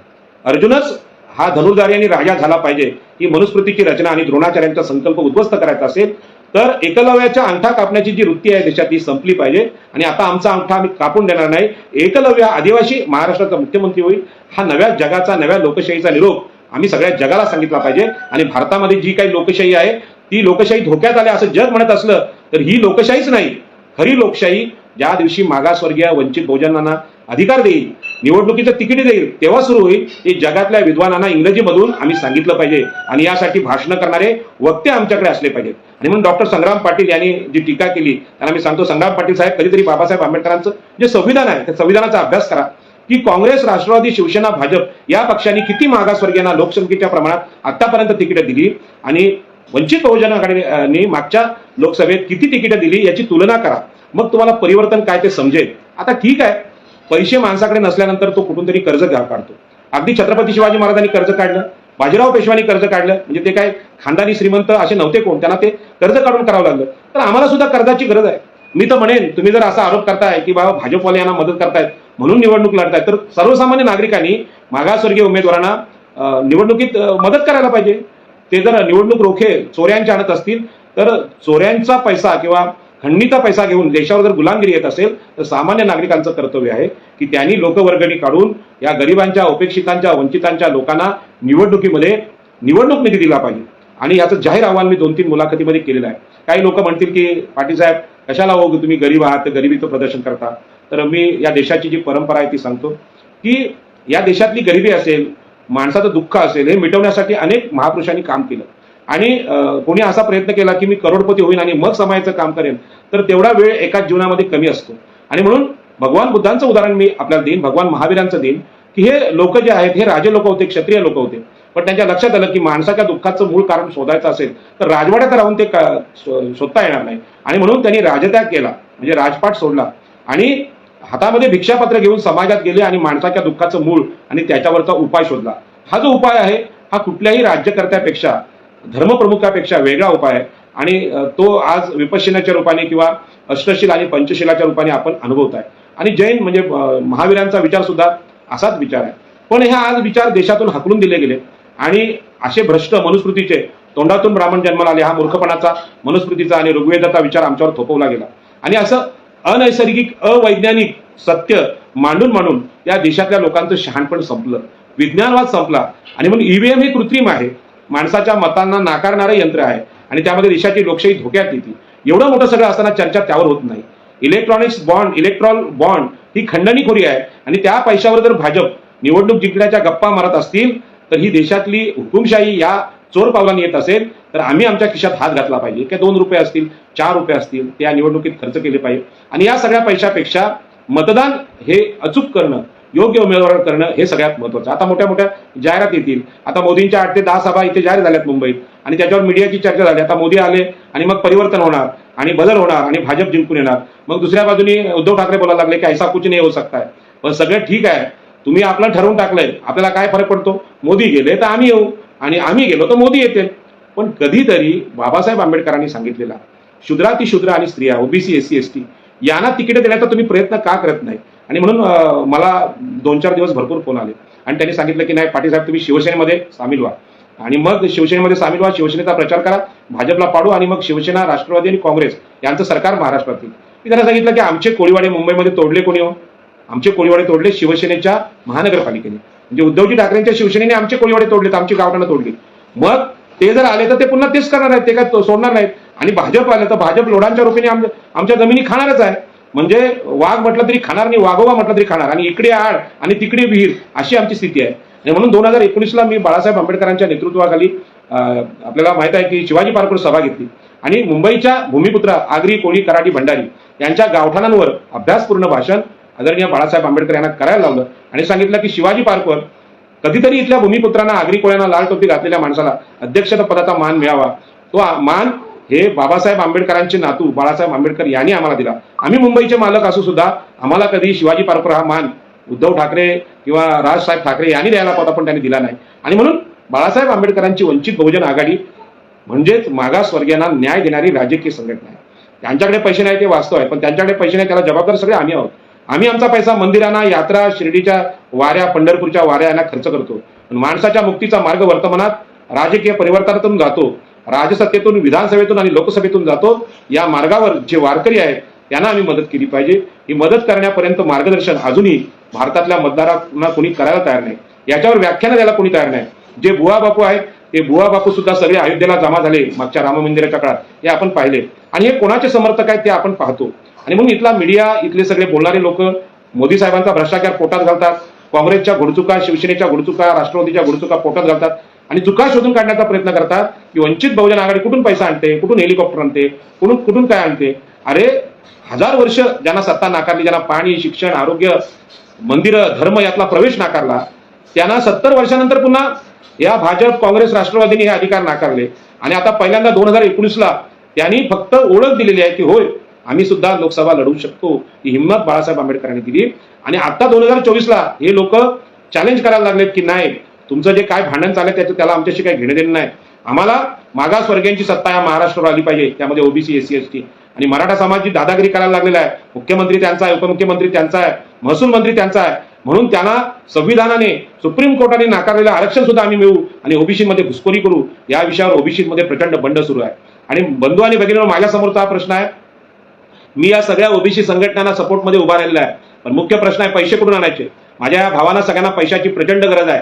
आणि जे कोणी चुकून मागून म्हणजे नोटबंदीच्या काळात सुद्धा श्रीमंत राहिले असतील आमच्यापैकी लोक, कोरोनामध्ये जे वाचले असतील, त्यांनी या निवडणुकीला आमच्या मागासवर्गीय ओबीसी, एससी, एसटी बांधवांना मदत करावी. आणि आता ही लढाई, या देशातली खरी लोकशाही ही मागासवर्गीयांची असली पाहिजे, ओबीसी, एससी, एसटी असली पाहिजे. अशा प्रकारची विचारसरणी आपण लढूया. हे जे गणित आहे, भाजप आलं तर आम्ही गुलाम होऊ आणि काँग्रेस, राष्ट्रवादीला तर मुक्त होऊ. कोणाची सत्ता आहे मागच्या 70 वर्षात? तुमची सुद्धा आलटून पालटून सत्ता आहे. ब्राह्मण मुख्यमंत्री आहे, कधी मराठा आहे, कधी वैश्य आहे. आता लोढा सुद्धा वैश्य हा तुमचा पार्टनर झालेला आहे भाजपचा. आणि अदानी अंबानी हे पार्टनर झाले. ती बंदरं जी कष्टाने आम्ही उभी केली होती, ही सगळी रेल्वे स्टेशन आम्ही कष्टाने उभी केली होती, मोठमोठे उद्योग, सरकारी उद्योग जे निर्माण केले होते ते मधल्या काळात वैश्यांच्या पाठीमागे गेले आहेत, म्हणजे व्यापाऱ्यांच्या, अदानी अंबानीकडे गेले. आणि त्यांनी दिलेला जो पैसा आहे तो पैसा घेऊन देशावर गुलामगिरी जाते. आता सामान्य नागरिकांचा हा देश आहे. देश हा सार्वभौम, म्हणजे we the people of India, म्हणजे आम्ही जे सामान्य नागरिक आहोत त्यांचा जर देश असा आहे असं वाटत असेल तर त्या लोकांनी आपल्या खिशातून निवडणूक निधी दिला पाहिजे. याचं जाहीर विनंती मी करतो. आणि वक्तव्य करत असताना मला अजिबात लाज वाटत नाही किंवा न्यूनगंड नाही, कारण हा संदेश आम्हाला भगवान बुद्धांनी दिलेला आहे की लोकांच्या समस्येसाठी मेल्यानंतर दान करण्यापेक्षा अर्ध्या वयात हे दान देशाला द्यायची हिंमत आपल्यामध्ये असली पाहिजे. छत्रपती शिवाजी महाराजांच्या काळात अनेक बहुजन समाजाच्या, ओबीसी, एससी, एसटी यांच्या लोकांनी प्राण दिलेला आहे. आणि या शिवाजी महाराजांच्या स्वराज्यामध्ये ब्राह्मण आणि मराठा सरदार जे सांगतात आम्हीच शिवाजी महाराजांचे लोक आहोत. ब्राह्मण म्हणतात गो ब्राह्मण प्रतिपालक आम्ही आहोत, शिवाजी महाराजांना म्हणतात. किंवा मराठे म्हणतात क्षत्रिय कुलावंत म्हणजे शिवाजी महाराज.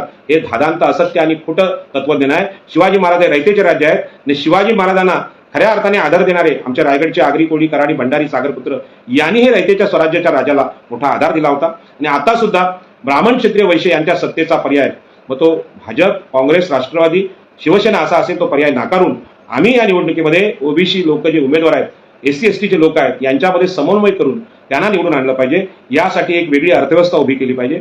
आणि तुम्हाला माहित आहे की बदनामी होणार, टीकाही होणार, कारण या देशामध्ये जेव्हा एकलव्य सत्तेच्या मार्गावर चालतो, या देशामध्ये शंभूक शिक्षणाच्या मार्गावर चालतो, त्या शंभूकाचा वध केला जातो आणि एकलव्याचा अंगठा कापला जातो. आता हे सगळे शंभूक आणि एकलव्य वंचित बहुजन आघाडीसारख्या अनेक आंबेडकरी पक्षातून निवडणुका लढतायत, काही ओबीसी पक्षातून लढतायत. या सगळ्या हक्क नाकारलेल्या, अधिकार नाकारलेल्या, प्रतिनिधित्व नाकारलेल्या लोकांची निवडणूक आहे. आणि निवडणूक वाजत गाजत होऊ दे, त्या सभा वाजत गाजत होऊ दे, पण हे जे तत्वज्ञान मांडलंय ते तत्वज्ञान खोटं आहे, फसवं आहे. हे साऱ्या जगाला मी सांगू इच्छितो. साऱ्या जगानं बाबासाहेब आंबेडकरांच्या पाणी हक्काच्या 14 तळ्याच्या आंदोलनाची नोंद घेतली नसेल.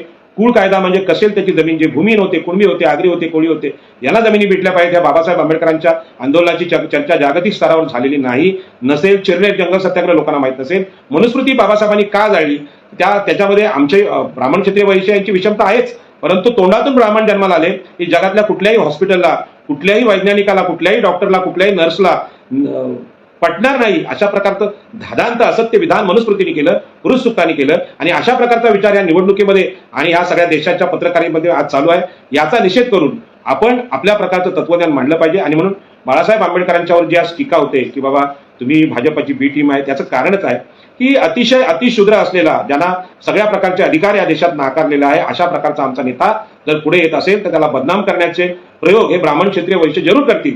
पण ते प्रयत्न जेव्हा आमचे लोक करतायत, म्हणजे स्वतःला संविधानवादी आणि आंबेडकरवादी म्हणतात, ते करतात, ते अत्यंत वाईट असतं. आणि घरातल्या लोकांच्या टीकेने माणूस हा व्यतीत होत असतो, ही गोष्ट आपल्याला सगळ्यांना माहिती आहे. मी आदरणीय बाळासाहेब आंबेडकरांना ही ताकद देतो, मनाची उभारी देतो की अशा प्रकारच्या बदनामीला बाजूला ठेवून आपण ही निवडणूक जिंकण्याचा प्रयत्न करूया. मागच्या निवडणुकीत कोणी जिंकलं नाही म्हणून टीका होते, पण आता आपण निश्चित जिंकणार, कारण अशा प्रकारच्या सभा आणि भाषणं मी स्वतः करणार आहे. आणि या सभेतून निश्चितपणे ओबीसीचे, एससी एसटीचे उमेदवार, अनेक उमेदवार हे खासदार होतील, याबद्दल मला अजिबात शंका राहिलेली नाही. कारण जे कोणी पर्याय दिले गेलेले आहेत ते पर्यायी जरी निवडून चुकून जनतेने दिले तरी भाजप त्यांना खरेदी करण्याची आज ताकद ठेवतो. कितीही जरी राष्ट्रवादी, शिवसेना, काँग्रेसचे जरी आता ह्या निवडणुकीत राहुल गांधींनी खूप कष्ट घेऊन जिंकून जरी आणले उमेदवार, तरी त्यांना एकनाथ शिंदे आणि हे आपल्या अजितदादा यांच्या पद्धतीने खरेदी केलं जाईल, हे वास्तव आहे. आणि म्हणून निष्ठावान माणसं जे आहेत, निष्ठावान माणसं या देशामध्ये शूद्राती शूद्रांमध्येच होती. आणि म्हणून छत्रपती शिवाजी महाराजांनी रयतेचं स्वराज्य अशा प्रकारची त्याची व्याख्या केली. रयत हा शब्द वंचितच्या शब्दाबरोबर आहे, परंतु हे सगळं आपल्याला व्यवहारात सिद्ध करावं लागेल, लढून सिद्ध करावं लागेल. केवळ भाषणं करून किंवा असं गौरव करून चालणार नाही. आणि म्हणून जगामध्ये जे लोक भारतातल्या ह्या 2024च्या निवडणुकीवर बोलतात आणि लिहितात, त्यांनी लक्षात घ्यावं की मागासवर्गीय लोकांपैकी जे उमेदवार आज उभे आहेत त्यांच्याकडे कुठलीही साधन संपत्ती मागच्या 5,000 वर्षात येणार नाही, अशा प्रकारची काळजी भारतातल्या मंदिरांनी, भारतातल्या देवळांनी, भारतातल्या धर्ममतांनी, ब्राह्मणांनी, क्षत्रियांनी आणि वैश्यांनी घेतलेली आहे. आणि मग त्या विषम परिस्थितीमध्ये ओबीसी लोकांनी निवडणूक लढण्यासाठी कोणताच निधी उपलब्ध नाही किंवा कर्ज मिळत नाही. खरं म्हणजे निवडणूक आयोगाने या मागासवर्गीय लोकांची आर्थिक परिस्थिती बघून समजा 93 ते 94 लाख हा आदर्श निवडणूक निधी खासदार केला असेल तर तेवढ्या प्रकारचं अनुदान द्यायची व्यवस्था केली पाहिजे. किंवा मग विधानसभेला 27-28 लाखाचा जो खर्च निवडणूक आयोग सांगतो तेवढ्या प्रकारचं अनुदान दिलं पाहिजे. जर सरकारला अनुदान देता येत नसेल तर कर्जपुरवठा केला पाहिजे. आणि असा कर्जपुरवठा आज मला सुद्धा जरी झाला तरी मी लोकसभेची निवडणूक चांगल्या पद्धतीने लढू शकतो. पण अशा प्रकारचा खुलेपणाची लढाई, म्हणजे समानतेची लढाई ब्राह्मण आणि क्षत्रिय वैश्य तयार नाहीत. ज्यांनी हजारो कोटी या 70 वर्षात कमवलेले आहेत किंवा परंपरेने जे जहागीरदार, जमीनदार आहेत. आपल्याला माहिती आहे महाराष्ट्र छत्रपती शिवाजी महाराजांचे वारसदार 2 राज्यांची उमेदवारी जाहीर झालेली आहे.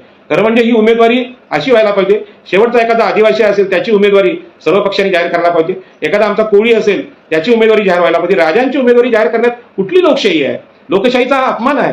आणि म्हणून ही जी घराणेशाही, राजेशाही आहे, या राजेशाहीला पुरस्कृत न करता जे वंचितांचं नेतृत्व आहे, अशा वंचितांच्या नेतृत्वाला आम्ही पुरस्कृत केलं पाहिजे, त्याला पैसा पुरवला पाहिजे. आणि टीका करणारा मी सांगतो, तुमच्या टीकेची मागासवर्गीयांना कधीच भीती नाही. मागासवर्गीयांनी कुठलंही काम केलं ते चुकीचं आहे अशी तिथली मनुस्मृती बोलत राहिली. त्यांच्यामधले किती गायक, प्रल्हाद शिंदेसारखे मोठमोठे गायक आमच्याकडे झाले, शिवराम बुवा वर्ळीकर झाले, परंतु ह्या मागासवर्गीय गायकांना कोणी भारतरत्न दिलं नाही किंवा भीमसेन जोशींसारखं कौतुक, त्यांचं लता मंगेशकर सारखं कौतुक झालं नाही. आणि गायिका आमच्या होत्या, त्यामुळे तुम्ही आम्हाला बदनामच केलं, तर आम्हाला कधी नाव दिलं नाही. हा देशाचा इतिहास आहे. त्यामुळे आताची बदनामी ही नवीन नाही, ही बदनामी सहन करत करत आपण निवडणुका लढल्या पाहिजेत. आणि जे चोर म्हणतात आम्हाला, त्यांनी यावं आमच्या घरी, चेक करावं की आमच्याकडे किती पैसा आहे, किती आम्ही भ्रष्टाचार आहे, तुम्ही अंतर्बाह्य आम्हाला तपासावं. म्हणून मागासवर्गीय उमेदवारांनी घाबरण्याचं कारण नाही. बाळासाहेब आंबेडकरांना आम्ही सांगतो, या निवडणुका आपण जोरात लढवूया. आणि आमचे एक मित्र रत्नागिरीचे काका जोशी, म्हणजे त्यांचा आडनाव जोशी आहे पण ते कुणबी आहे, त्यांना एक तिकीट बाळासाहेबांनी जाहीर केलंय. अत्यंत गरीब, कष्टकरी, प्रामाणिक माणूस आहे, कुठलीही संपत्ती नसलेला माणूस आहे. आणि कोकणातून त्याला उमेदवारी दिल्यामुळे मला फार मोठा आनंद झालेला आहे. आणि अशा प्रकारच्या उमेदवारांना खरोखर पत्रकारांनी जाऊन भेटावं आणि त्यांना विचारावं तुमची परिस्थिती काय, तुम्हाला निवडणूक निधी कुठून येणार आहे, त्यांच्याकडे पैसा नाही. आणि ज्यांना टीकाकारांना खरोखर काळजी असेल तर मागासवर्गीयांना निवडून आणण्याचं काम आपण करावं. त्यांच्यासाठी निवडणूक निधी बँकांनी सगळ्यांनी उपलब्ध करून द्यावा. पण या टीकेचं, ही जी टीका आहे त्याचा आम्ही जाहीर निषेध करतो. आणि या देशामधल्या एकलव्याचा अंगठा पुन्हा पुन्हा कापला जातोय, शंभुकाला पुन्हा पुन्हा मारलं जाते. इथली सावित्रीमाई आहे, ती लोकांना शिक्षण द्यायला निघाले तर तिच्या अंगावर शेणाचे गोळे फेकले जातात. ज्या पद्धतीने बाबासाहेब आंबेडकरांच्या वर्गाच्या बाहेर उभं करणारी इथली जी शिक्षण व्यवस्था आहे, हे सगळं देशातलं वाईट आहे, दूषित वातावरण आहे. हे बदलायचं असेल तर आता ब्राह्मण क्षत्रिय वैश्य या सत्तेचे लायक लोक नाहीत, तर मागासवर्गीयच या देशाचा न्याय करू शकतात. आणि म्हणून त्यांना सत्तेत आणण्यासाठी जे जे प्रयत्न आहेत ते उद्याच्या दिवसापासून आपण करूया, अशी विनंती मी जाहीरपणे करतो आणि माझं बोलणं संपवतो. जय हिंद, जय भीम, नमो बुद्ध.